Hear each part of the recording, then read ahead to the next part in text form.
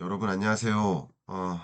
너무나 이 관세 전쟁이 혼란스럽게 이랬다 저랬다 어떤 방향으로 움직일지 잘 모르겠다 하는 그 고민 되시는 여러분들을 위해서 제가 사실은 지금 빨리 나가봐야 되는데 나가기 전에 화면을 잠깐 열었습니다. 짧게라도 여러분께 지금 이 상황을 정리해드리고 마무리를 할까 합니다. 일단 가장 큰 뉴스는 증시의 급락세는 주춤해졌어요. 미국 증시를 중심으로 말씀드린 겁니다. 증시의 하락세는 주춤해졌지만 결과적으로 또 중요한 거 한 가지는 미국 국채 가격이 급락했습니다. 먼저 자료를 보도록 하겠습니다. 보시는 것처럼 국채 금리가 굉장히 강한 속도로 급등했습니다. 그죠? 국채 금리가 급등했다는 것은 국채 가격이 떨어졌다는 뜻입니다. 국채 가격이 떨어지고 국채 금리가 치솟았다. 이렇게 해석을 먼저 할 수 있도록 하겠습니다.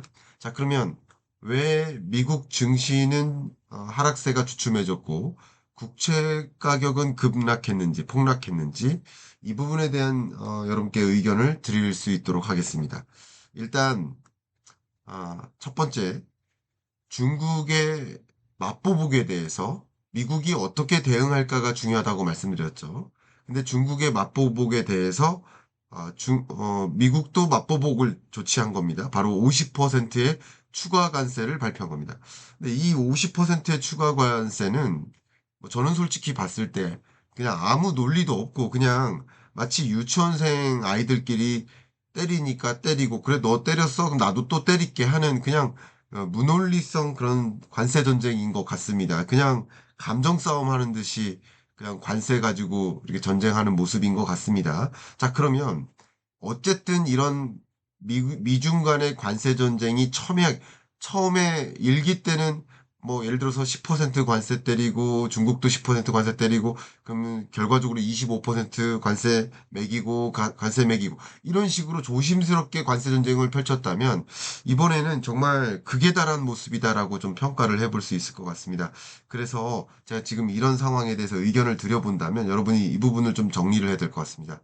자, 미국이 33% 중국에 대해서 강력하게 상호관세를 매기기로 결정했습니다. 그리고 베센트가 그 다음날 어떤 국가도 맞보복하지 말라. 그러면 그것에 대해서 상응하는 조치를 또 취하겠다라고 했는데 중국에서 또 발표를 했습니다. 중국의 발표는 역시 같은 수준의 관세를 34%의 대미 관세를 매기겠다. 근데 미국이 9일날 매긴다면 중국은 10일날 매기겠다. 이게 지금까지의 경고였습니다. 그러니까 관세 전쟁, 상호 관세 발표만으로도 시장에선 정말 놀랐죠. 예상했던 것보다 훨씬 높은 수준이니까. 근데 그것에 대해서 중국의 보복 조치도 놀랐던 거예요. 근데 중국의 보복 조치에 대해서 놀란 것은 단순히 관세가 아닙니다. 관세뿐만 아니라 비관세 장벽을 동시에 적용시키고자 하는 움직임이었습니다. 관세도 올리겠다이지만 두 번째 뭐예요? 히토류. 미국에 대해서 히토류 공급을 차단하겠다라는 것이고 세 번째는 뭐예요? 각종 미국의 기업에 대해서 제재 조치를 하겠다. 블랙리스트로 올리겠다라는 거죠. 그래서 예를 들면 드론 업체라든가 이런 기업들도 이제 중국 입장에서 허용하지 않겠다. 그러니까 이런 세 가지 무역 전쟁을 중국도 발표한 겁니다. 다만 중국의 무역 전쟁 발표는 미국의 무역전쟁 발표랑 한 발 더 올라선 더 높은 수준의 전쟁인가 그렇게 평가는 내리지 않습니다. 왜냐하면 중국이 미국에 대해서 수출하는 규모가 절대적으로 크기 때문에 미국은 관세만으로도 충분히 공격이 되는 거예요. 그러니까 34% 관세를 추가 조치하는 것 자체가 굉장히 강력한 조치라는 거예요. 근데 미국 입장에서 중국으로 가는 수출액은 상대적으로 작기 때문에 그곳에 대해서 관세를 올린다 한들 그게 상응하는 조치는 아닐 거라고 평가가 내려져요. 그러니까 미국은 관세로서 미국의 최대 무역 적자를 야기하는 최대 무역 적자국이 중국이니까 중국에 대해서 관세를 도입하는 것만으로도 충분한 보복 조치인 거고 지금 상호 관세를 조치하는 것도 역시 중국을 겨냥하는 것을 뺄 수 없다라고 제가 의견을 계속 드려왔죠. 왜냐하면 예를 들면 대표적으로 중국으로부터 차이나 엑소더스 현상이 일어났는데 멕시코, 캐나다 등지를 통해서 우회 수출하는 경로를 그동안 취해 왔고, 또 중국은 중국 자본을 해외 직접 투자를 통해서 뭐 태국이나 베트남이나 여러 등지로 어 미국과 등지지 않는 국가들을 중심으로 자본을 옮겨왔었어요. 그래서 우회 수출하는 방식을 취해 왔었기 때문에 이것도 역시 고려해서 트럼프는 어 이 상호 관세를 발표한 것이라고 해석해 볼 수 있겠습니다. 그런데 여기서 중국의 보복에 대해서 역시 미국은 맞보복을 취한 겁니다. 그 맞보복은 뭐예요? 맞보복은 50% 추가 관세인 거죠. 근데 이 50% 추가 관세 다음에 그다음 중국은 무얼 할까가 예의주시되지 않습니까? 그다음 중국은 무얼 할까? 그다음 중국은 일단 히토류 공급 차단까지 갔다면 정말 마지막 카드는 미 국채 매각입니다. 제가 이 부분은 어젯밤 그 11시에 KBS 뉴스라인 마감 뉴스에서 가능성에 대해서 의견을 드렸었고, 그 영상은 제 유튜브 홈에서 보시면 맨 밑에 저의 TV 방송 활동 리스트가 있으니까 그 영상을 찾아서 보셔도 좋겠습니다. 그러니까 역시 이 맞보복에 대해서 중국은 또 한 번 맞보복을 단행한다. 그럼 그 맞보복은 뭘까? 강력한 카드는 뭘까? 그럼 미 국채 매각이라는 거죠. 미 국채를 최대 보유하는 국가 중에 하나니까 미 국채를 대량 매각한다라고 가정한다면, 그러면 국채 가격이 급락하고 국채 금리가 치솟지 않을까요? 그럼 트럼프가 유도하는 방향입니까? 아니죠. 한번 생각해 보세요.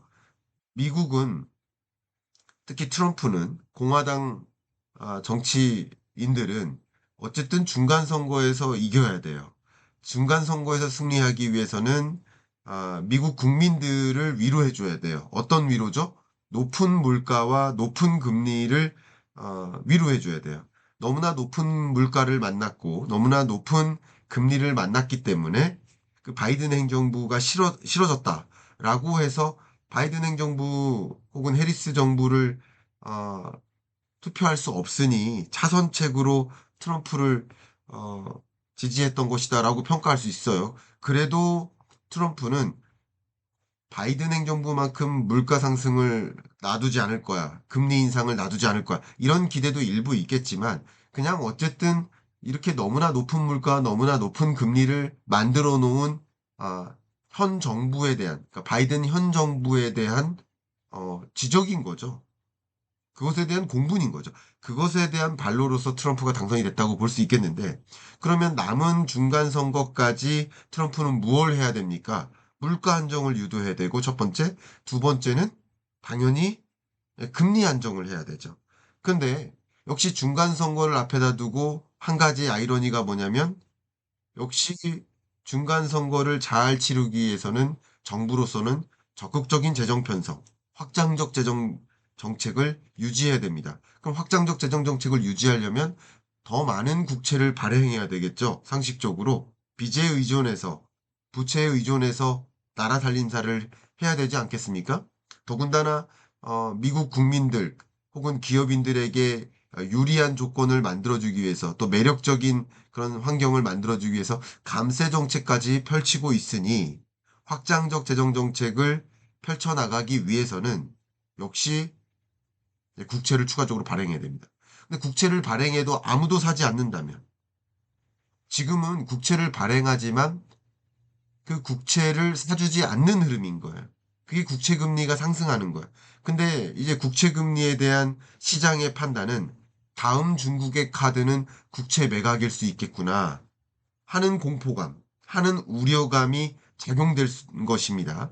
정말 중국이 어떤 보복 조치를 단행할 것인지는 확인해 봐야 되겠다. 근데 아마도 중국에 대해서는 중국의 경우 국채 매각 여부를 고려하겠다라고 한다든가, 뭐 그런 부분에 대한 입장 표명이 있지 않을까. 혹은 정말 대규모 보복 조치, 중국 입장에서 또 다른 보복 조치. 그러니까 미국의 공격, 중국의 보복, 또 보복에 대한 보복, 그 보복에 대한 또 다른 보복이 펼쳐질 수 있겠다. 이게 국채 금리를 상승하게 만드는, 미국 국채 가격을 폭락하게 만드는 요인이 아니었을까라고 저는 아침에 이 상황을 놓고 해석을 했습니다. 자, 이렇게 해석하고요. 두 번째, 어제 제가 KBS 뉴스라인 마치고 집으로 향하는 길에 한 15분가량 긴급 뉴스 속보가 발표됐었죠. 근데 그 속보 뉴스가 뭐였습니까? 제가 어제 말씀드렸는데 그 속보는 결과적으로는 상호 관세 조치를 90일간 유예하는 방안을 고려하고 있다라고 속보가 나갔는데 결론적으로 그건 가짜 뉴스였습니다.